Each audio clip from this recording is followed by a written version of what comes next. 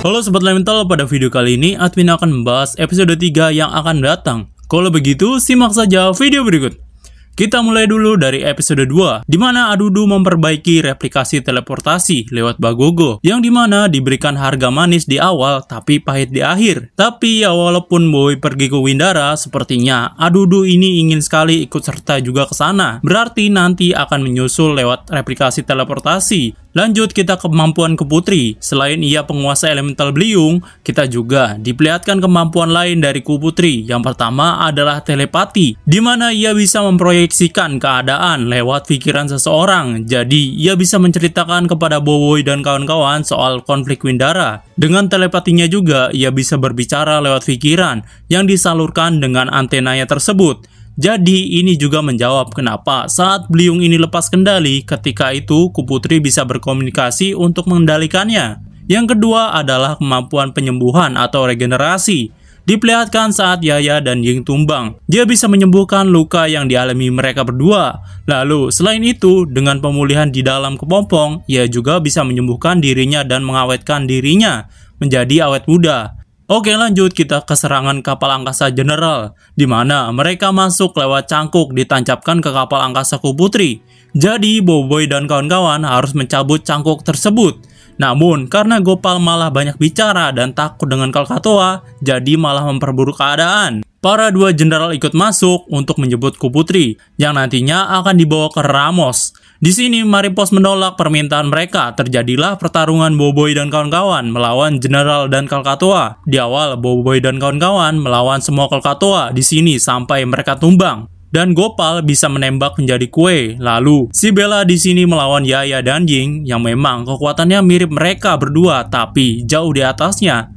Jadi Yaya dan Ying tumbang dengan gampang di hadapannya. Sementara Cikala langsung menembakkan jeritannya ke Boboiboy dan Feng untuk mementalkan mereka. Saat semuanya sudah tumbang, Boboiboy mulai terpojok, tapi si Bella di sini malah meremehkan mereka karena terlalu lemah. Lalu Boboiboy yang tidak terima langsung fusion menjadi Boy Supra. Dengan cepatnya Supra langsung menyerang jenderal tersebut dengan pedangnya sampai terpental. Lalu adu tembakan dengan Cikala yang dimana Supra mengeluarkan kuasa maksimalnya yang menyebabkan Cikala terpental sampai menabrak kapal angkasanya sendiri. Karena menggunakan fusion terkuat dan kuasa maksimalnya, Boboiboy jadi melemah jam kuasanya. Jadi memang kuasa fusion Supra sangat kuat. Tapi di samping itu menguras kekuatan Boboiboy. Tapi di sini si Bella masih bisa bertahan dengan serangan Supra walaupun ia terkena pedang Supra dan berhasil menghindari serangan tembakan Supra. Ia masih bisa berdiri dengan kuat. Memang benar-benar kuat si Bella ini sampai kawan-kawan Boboiboy harus menghalaunya. Saat Boboiboy, Feng dan Ku Putri ingin kabur lewat pot, Ku Putri ini malah diserang dari belakang dan mengirim pot tersebut,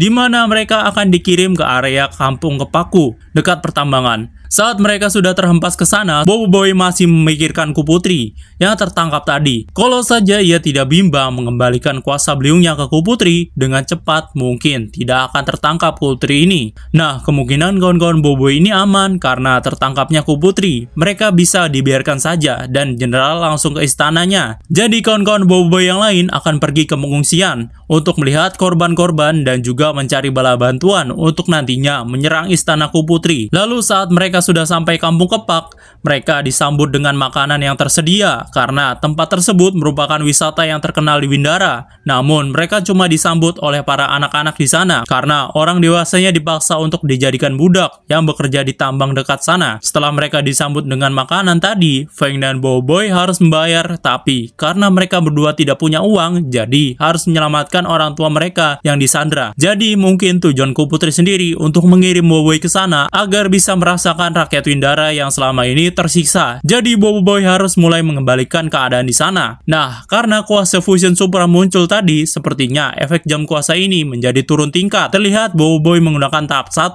untuk berpecah menjadi trio troublemaker, di mana mereka akan melawan Krakatoa yang berada di sana. Selain itu terdapat satu jenderal yaitu Muskida yang mengawasi daerah sana. Muskida pikir setelah Ku Putri tertangkap, mereka akan kembali ke bumi. Namun, memang Boboiboy dan kawan-kawan ini tidak menyerah begitu saja. Muskida ini mengaku dialah jenderal yang paling terkuat daripada yang lain.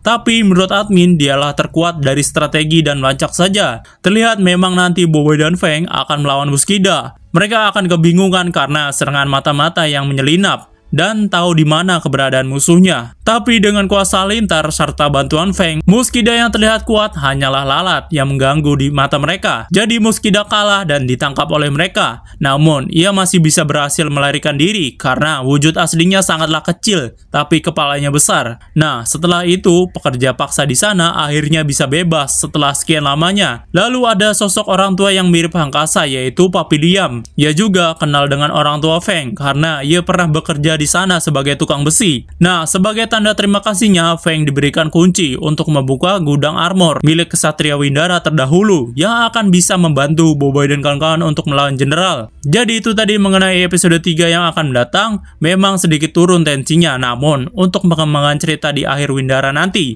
Jumpa lagi di video selanjutnya. Goodbye.